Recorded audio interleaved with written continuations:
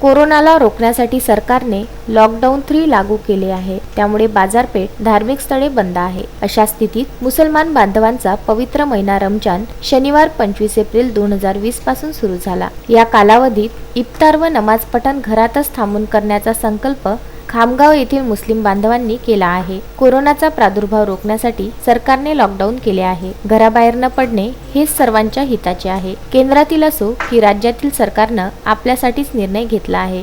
त्यामुळे नागरिकांनी सरकारचं ऐकावं, विनाकारण घराबाहेर जाऊ नये। उपवास असल्याने फळांची गरज असते, मात्र सरकारने ठरवून दिलेल्या वेळेत फळे, भाजीपाला, किराणा दुकाने उघडी असतात। त्यावेळी गर्दी न करता फळे, सुकामेवा, किराणा माल खरेदी करावा। नमाज घरातच पडायचे, त्यासाठी मशिदीत जाण्याची गरज नाही। म्हणून सर्व ठिकाणी एसटी, बसस्थानक, बाजारपेठेत तसेच रस्त्यावर सामसूम दिसत आहे। लॉकडाऊन असलं तरी सरकारने ठरवून दिलेल्या वेळेत दुकाने उघडी असतात। या वेळेत जाऊन उपवासासाठी आवश्यक असलेली फळे व अन्य साहित्य विकत घेऊन यावे।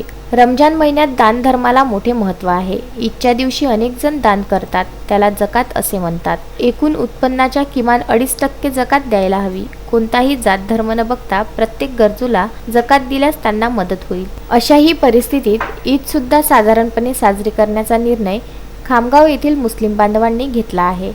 मोहम्मद फारूक, विदर्भ न्यूज, खामगाव।